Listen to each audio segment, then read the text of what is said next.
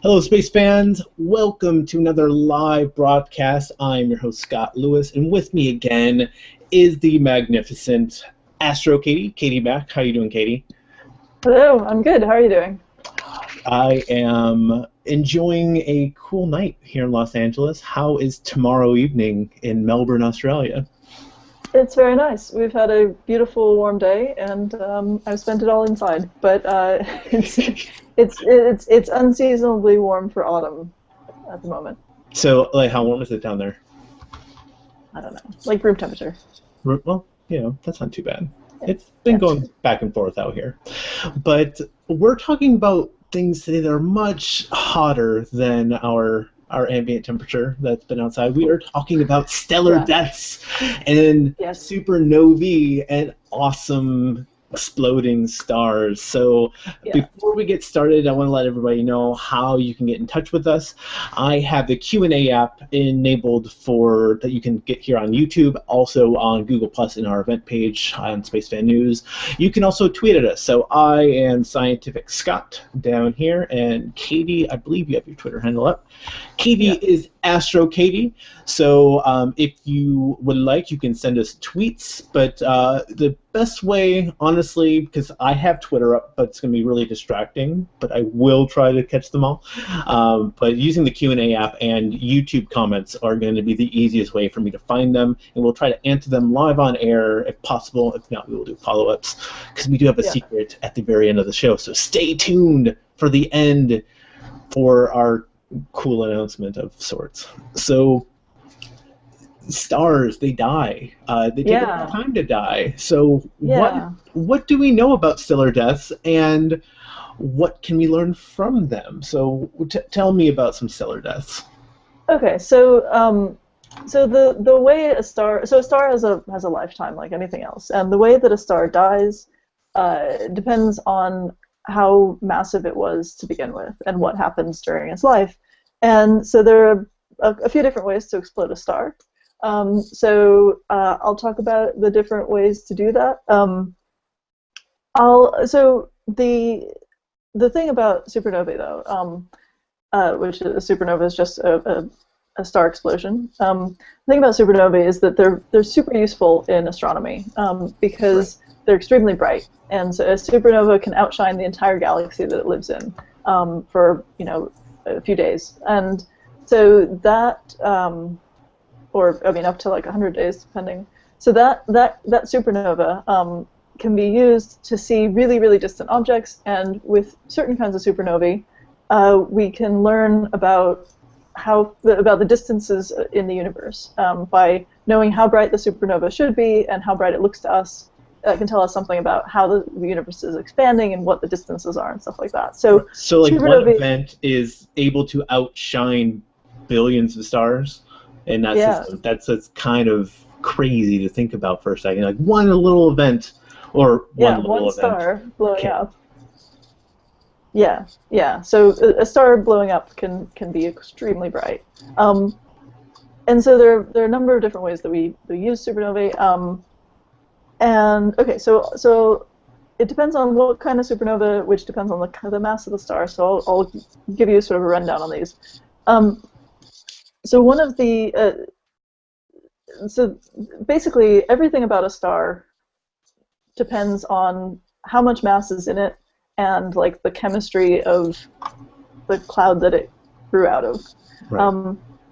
So for sort of ordinary stars that are growing today, if you have a low mass star like our sun is a low mass star. If you have something that's less than like 8 times the mass of the sun, it's actually not going to blow up. It will not make a supernova. It'll do some interesting things, and I'll tell you what it'll do, but it's not going to go boom, which is a little disappointing, but probably good for us, seeing as we're really nearby. Yeah, I could say so, but still, I mean, we always hear about supernovas, those are awesome, and our stars are like, nah, I'm on a diet, and so I'm not going to be massive enough for that to happen. Yeah, it's just going to kind of peter out eventually. I mean, it'll get puffy and it'll blow things out and stuff, but it won't go supernova. But if you're more massive than Sun, with something like 8 solar masses to like 15-ish, then you can explode in what's called a core collapse supernova, which is a really awesome dramatic thing. And if you're like super really massive, you can do something entirely different called a pair instability supernova, and I'll tell you about that also. But that's really rare. Super massive. Yeah. So the core collapse supernova is kind of what you might sort of think about if you have a vague understanding of how supernovae happen. So basically, a star is an object that's held up by the nuclear reactions going on inside. So it's creating heat and it's creating pressure inside the core of the star by the fact that nuclear reactions are happening. So, or you start with a star that's mostly hydrogen, and the hydrogens come together and they form helium, and that puts out energy, and so you have this sort of energy source at the heart of the star, at the core of the star, and that's putting out energy that keeps the star puffed up, and then the gravity of the star is pulling it together, and so there's this balance between the outward pressure of the fusion reactions and the inward pressure of gravity, and that's it's called hydrostatic equilibrium, if you want a fancy name for it. Fancy name. But it's just this force balance, right? And so as long as you have something inside that you can fuse into something else and create energy with that, you can keep the star puffy, and you can keep it holding up against gravity. But as the star is growing, or as the star is evolving over time, it's taking all the hydrogen, it's fusing it to helium. You're running out of hydrogen, then you start taking the helium and you start fusing it to the next elements up, and you keep going up and up the elemental chain, the periodic table. Right. And as you do that, you're running out of the lighter elements, sort of in layers in the star, and you're ending up with heavier elements. And so just to slow down for a second. So we're taking hydrogen, and they're being fused, and it's forming deuterium and then helium. So you have these heavier elements, and so it means we're running out of hydrogen. It's not like they're leaving, it's just the fact that it's being turned into heavier elements, and those are in the core, something else in the core. So as that's happening, there's less atoms, they're just heavier. Does the core of that star change at all, or what's going on the inside now that we know that there's heavier stuff going on? So basically you end up with a sort of layered thing where the farther into the star you get, the heavier elements you're forming, and as you go out you have more of the lighter elements because the fusion is happening more in the center and kind of in layers as you go out. And I think you have a picture of this hanging around somewhere, or we were looking at these earlier. Yeah, I'm trying to pull that back up, close that tab down. Sorry.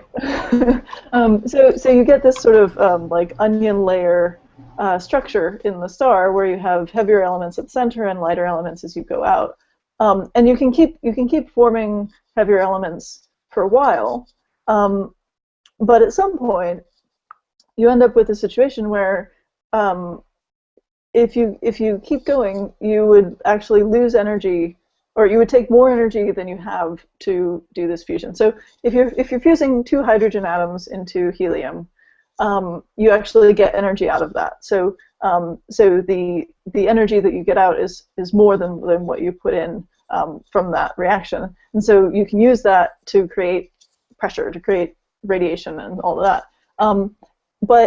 And that keeps going until you get to iron. And once you get to iron, if you try to fuse iron into heavier things, it takes you need energy. You need to put energy in to do that.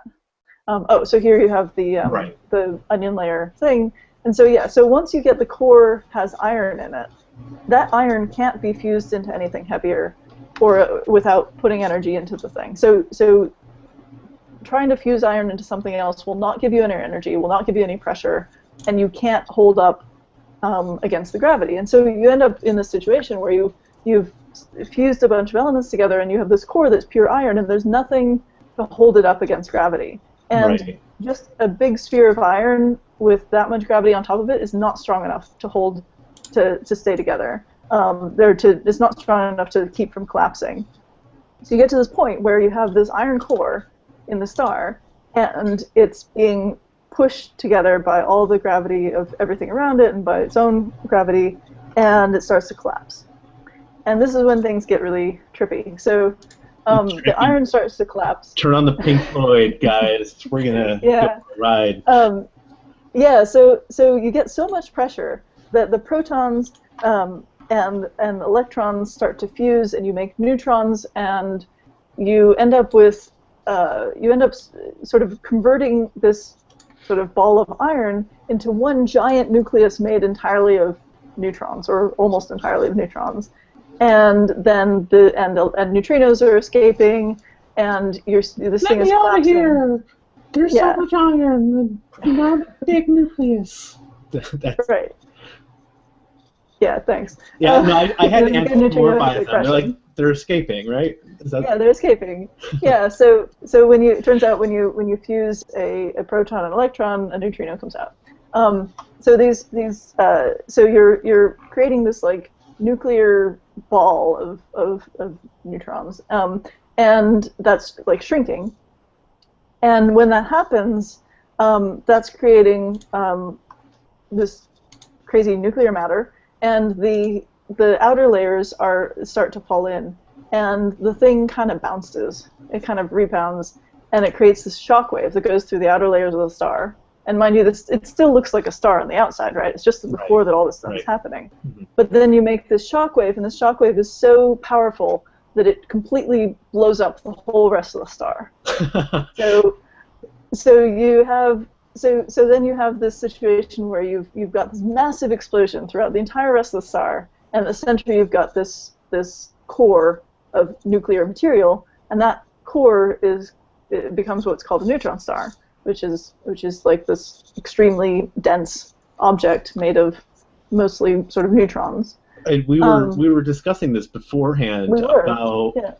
I know it's funny because if you were following us on Twitter, we were being kind of silly about it, but we were trying to find out what a teaspoon, or I think we came down to like a sugar cube amount of neutron star. No, it was white star was the white dwarf stars and neutron stars. Right. Yeah. So a white dwarf star material in the form of a sugar cube would weigh the same amount as a Mack truck. Sort of, yeah, like a semi-truck, or I think we found out it was, or a white dwarf material, a teaspoon of white dwarf material would also be as much as 6 great white sharks. Yeah, it's like 6.5 great whites. So we narrowed it down between a blue whale and a great white shark. Yeah. That, okay, somewhere along those, that's where this tiny amount of white dwarf material is. Yeah. Go ahead. Yeah. The white dwarf star, the teaspoon of it weighs about 15 tons. But the neutron star, which is what I'm talking about right now, a teaspoon of that weighs about 4 billion tons. Oh, is that all? Yeah. 4 billion, okay. We worked out that's about as much as Everest, right? No, that was, it was 900 Great Pyramids. 900 Great Pyramids. Yeah, but I think that was about as much as Everest. Yeah. Anyway, so neutron stars, extremely dense. Okay. I mean, nothing against you, neutron stars. We're not saying that you're not smart, but you're really dense. Really dense, yeah. Yeah. So like a neutron star that's about the mass of our sun, would be about the size of Manhattan. So really quite small. I would not want to go to Broadway though, because that'd be kind of a downer. Like literally, like just the gravity alone, I would be crushed. You would be, yeah. But this isn't the only type of supernova that happens. This isn't the only type of supernova. Okay, so this is the kind of supernova that makes neutron stars, and we can talk about neutron stars in a little bit. Yes. So those make neutron stars. The other thing about type 2, so this is called a type 2 supernova, or a core collapse supernova. The other thing about type 2 supernova is because those neutrinos are escaping, in principle, if it's close enough, we can detect those neutrinos. And we did that once with a supernova called 1987A, where we have a neutrino detector called Super Kamiokande. At the time, it was just Kamiokande. It was not super yet. It got upgraded. And this neutrino detector. Quite the upgrade, though. Like you have to explode to be upgraded, just so you know. No, they made it better. So in this neutrino detector, we saw like, I don't know, a dozen neutrinos that came out from the same part of the sky and at the right time to have come from this supernova. But the really cool thing about it is that the neutrinos get to you before the light does. So when a supernova goes off, you see, a bright flash of light that outshines the galaxy, but the neutrinos get there before the light. And it's not that they're traveling faster than light. They're not superluminal. They're not traveling faster than light. But the reason that the neutrinos get there first is because the light gets trapped. So as this explosion is happening, all this light is produced from this explosion of the core, but it gets it starts bouncing around in the layers of the star. And very similar to how the light we get from our own star takes a long time to actually escape the star itself. It only takes 8 minutes, 20 seconds to pass the distance, but to actually leave the core where that light's being created, it takes hundreds of thousands of years for it to actually escape that. Yeah, so there are different estimates for exactly how long that takes, but it's like a really long time between the core and the outer layers of the sun. And similarly, with a supernova, it doesn't take that long, but it does take some time for the light to get through all these layers. And so, but the neutrinos don't care. Neutrinos hardly interact with anything. The honey badgers of the universe. Yeah. We don't care. Neutrinos don't care. Yeah. So the neutrinos can stream right through this train wreck of a stellar remnant, and the neutrinos have a head start basically, and so they arrive a little while before the light, and it's like a few minutes, I think, for that supernova between the neutrinos and when we saw the actual light. So that's kind of cool. So that's one way that the type 2 supernovae are really fun to work with. But that's not the only type of supernova. The type that cosmologists care about mostly are called type 1a, and those are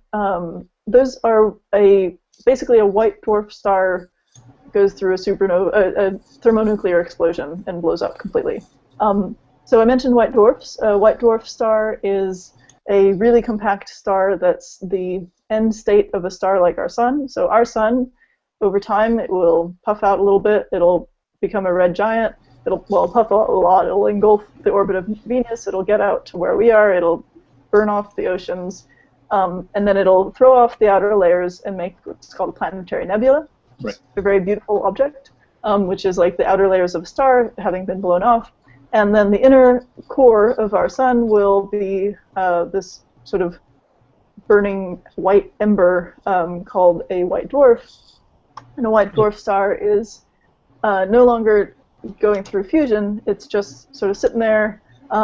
It's made of carbon and oxygen, and it's held up by what's called electron degeneracy pressure, which is a kind of different kind of pressure that doesn't have to do with fusion. Mm-hmm. So a white dwarf star is this kind of sort of inert star that's just very hot, very dense, glowing thing held up by degeneracy pressure. And over time, white dwarf stars cool, and then you get like called a black dwarf star eventually, where it runs out of energy and it just cools down, and it becomes this kind of lump of carbon, oxygen, coal, basically. So white dwarf is what our star will be, and it'll be kind of boring after a while because it'll just sort of passively cool. But if our star had a companion star, then it could in principle become a type 2 supernova. And the way that works is that you have a white dwarf star and you have a companion star, and the white dwarf the white dwarf has whatever the companion star is, they're orbiting close enough that the white dwarf is pulling material off of the companion. So usually we think about it as like, a red giant or something like that orbiting a white dwarf star, and the white dwarf is pulling material off of the red giant. But it's possible that you have two white dwarfs orbiting each other, and then they come together in some way. And so what happens is, if you get too much material onto that white dwarf, if the white dwarf gets too massive, then it can't hold itself up anymore. The electron degeneracy pressure can't hold itself up. And then the white dwarf undergoes a massive star-wide thermonuclear explosion. So the whole thing becomes this massive nuclear bomb, and it just completely disrupts. So like it blows itself to pieces. A white dwarf hug is like the worst hug ever, is what you're saying. If they like, oh, come here, and like the biggest explosion that we know of right now. Yeah, that would be bad. Yeah. And you don't want to be the companion star. I mean, this is the thing. Like, I don't think you want to be either at that case. I mean, they talk about the companion star, right? For a companion star of a white dwarf, or sometimes like if a neutron star has a companion star, like there's this companion star, but the companion star is always being eaten, right? Like it's always this really dysfunctional relationship where the companion star is like being swallowed up layer by layer by the dense star that it's orbiting with. And we've all had those friends, like, oh, let me come hang out with you and mooch off you for a while. Oh, I'm done, explosion. You know. Yeah. So it's actually unclear at the moment if type 2 supernovae are always like a double degenerate scenario where it's two white dwarfs, or if it's a single degenerate where one is the degenerate white dwarf star and the other one is this massive red giant or whatever. It's unclear which of those scenarios happens how often. So there's some evidence that maybe the double degenerate, the two white dwarf stars, is much more common, or all the time even maybe. But we've looked for the X companion star in the aftermath of these type 2 supernovae, type 1a supernovae, and we've maybe had hints of an X companion star, but it's kind of unclear. So we're still not sure exactly how this happens, but we know that it's a white dwarf going kablooey. And so the reason that those are... I've got an image that I'm going to share real quick of that, because they're just amazing. Here we go. Right here. This is the remnant of that happening. I mean, so I'm going to zoom and enhance, because this is a 12 megabyte file that I just got. I've been waiting for it. But just looking at the structure going on here, I mean, it's beautiful. This is the result of that terrible hug. So even if it is a bad time, it's beautiful at the end of the day. It is beautiful, yeah. Just not if you are the hugger or the huggee at that point. Right. And I think now, I'm totally going to call type 1a supernova white dwarf hugs. They're just really bad. All right. So the reason that they're useful for cosmology is that we think we have a good idea of like how bright a white dwarf exploding should be, because they always explode when they get past this critical mass, the Chandrasekhar mass, which is the most mass a white dwarf can have.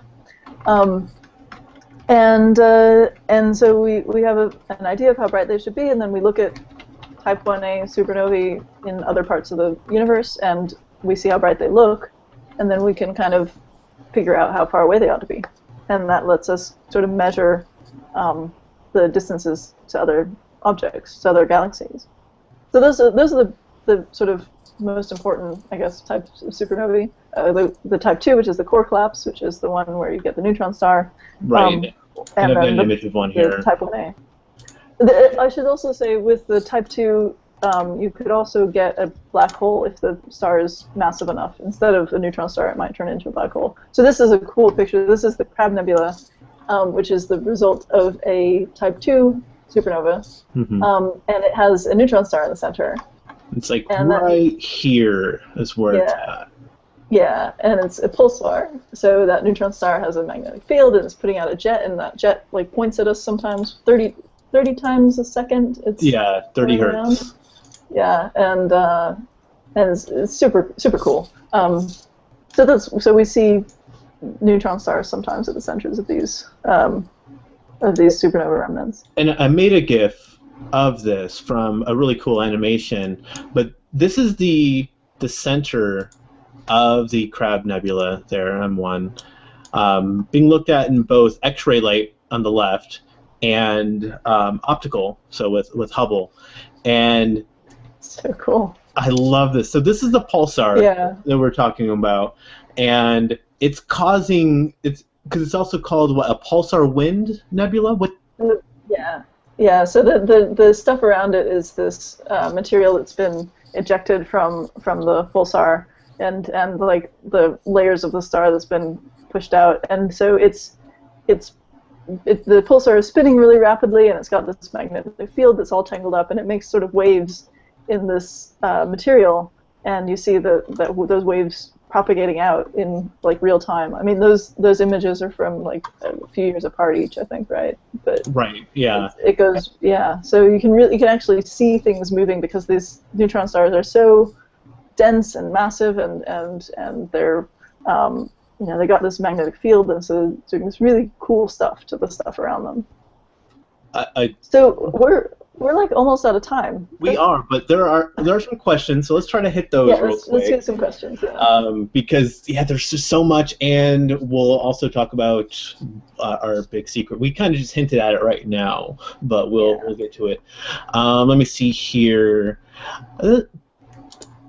I don't really know if we have a good answer for this, but I'll ask you, and you can let us know if this is even a good question for it. But hi, people. Do we know, this is from Kurt Lurcher, do we know how big is the amount of antimatter blown out in a supernova? So when the supernova is happening, so you're blowing up all the layers of stuff. The star itself is mostly made of matter. But so some of the neutrinos are like antineutrinos that you get out of it, I think, and so that's antimatter. But mostly it's just matter. You're just blowing stuff up. However, there is a type of supernova called a pair instability supernova, where if a star is really massive, like more than 150 times the mass of the sun, then it can go supernova because you get so much energy being produced inside that gamma rays are turning into pairs of positrons and electrons. So you get a matter-antimatter pair. So you can have so much energy in these gamma rays that they can make matter-antimatter pairs, and then those can't hold up the star, and so you lose the pressure support, and you can get a situation where the whole star blows itself to bits completely, and that's a pair instability supernova. So that's kind of driven by antimatter creation. So that's kind of cool. And also pulsars, when they're pulsars have these jets coming out, accelerated by the magnetic fields, and pulsars can put out positrons in their jets as well. Along with electrons, so pulsars can make electron-positron pairs and have those shoot out also. So, but the supernova itself, most of what the supernova makes is not really antimatter, but like heavy elements. So, we had this onion layer kind of thing where you're fusing all the elements in the star. At some point, you can't fuse things heavier than iron, but because you'd have to put energy in. But when the supernova explodes, that has so much energy that can fuse the heavier elements. And so most of the elements that we get that are like the heavy elements that are in the Earth and stuff come from supernovae. So come from that, very energetic explosion. That's where you get like the heavier things. So gold and uranium or whatever. Right. Those kinds of things are coming from these extremely energetic explosions because you need that extra energy to make these heavier elements. So and I think that's a good thing to really keep in mind too, is that we know we have heavier elements than iron on this planet. Right now I'm using a computer that has things that are heavier than iron. So we know that the solar nebula, that everything that formed us, had to have had a previous death of a star to bring those elements into what made our solar system. So we're not just talking about one cycle of a star forming, but there had to have been another star formation and a huge exploding death to create this awesomeness. We know there have to have been several generations of previous stars to get enough. We call them metals. Anything that's heavier than helium, basically, in astronomy, we call it a metal, even though it's not necessarily. Thanks. So in order to get all these metals, in order to, as they say, pollute the interstellar or intergalactic medium with all these heavier elements, you need supernovae. You need a lot of them. So We know that our star is not a first-generation star, and it's not a second-generation star. It's farther along. So we are all made of not just star dust, but like star ash, like star innards. We're made of like. We are the results of a scattered urn of. Yeah, we're star carnage basically. So we're the result of these extremely energetic, dramatic, explosions of previous stars. Nice. So I'm going to pull up one more because there are some that actually want to touch on some other things that we're doing. But let's see here. From Mack 58R says, if you get a chance, take us through what a star like Betelgeuse or Betelgeuse would look like before it goes boom. What would be the first clues or changes that would be like, whoa, that's important? Well, so Betelgeuse actually could go any minute. Like, we already know that it's at the end of its life, and it's like pulsating a little bit. It's like looking kind of unstable. So Betelgeuse is a red giant star. It's really, really big. I don't know what kind of supernova it's gonna do, but I know it's close. So I think that, let's see, it's a red giant, so it's gonna do some kind of core collapse, I guess. It's a massive star, and so it will go boom. It's not close enough to hurt us, so when it does go boom, we'll be okay. But we should be able to see it, and it should be really exciting. But yeah, we already know that it's almost there. So it could go any time between now and like 10 or 100,000 years from now, something like that. So really soon. Astronomically speaking, it's just about to go off. So astronomically speaking, any century now. Any century now. Okay. Yeah. So hold on to your cyborg arms, because you might, it could be a while, but on our scale. But we live tiny, in so small lives compared to the universe. Yeah. Well, there are some other questions here. Maybe we can answer them afterwards, or maybe follow up on Twitter. But Katie, first of all, thank you again for coming back. This is our third show, and we're doing more and more. I love them. We will be, our big surprise is that we are making a video right now. We are almost done with the majority of the footage, just putting together some audio on it, and should be released either tomorrow or on Sunday. So stay tuned for that. That will be here on Space Fan News Channel. So if you're are you looking forward to that and more awesome things like this, make sure to subscribe down there, I think, or down there, depends on what we're looking at. Katie, where can people find more about you? Well, you can find me on Twitter at AstroKatie. You can also find me on Facebook at facebook.com/AstroKatie. I'm on Google Plus at +KatieMack.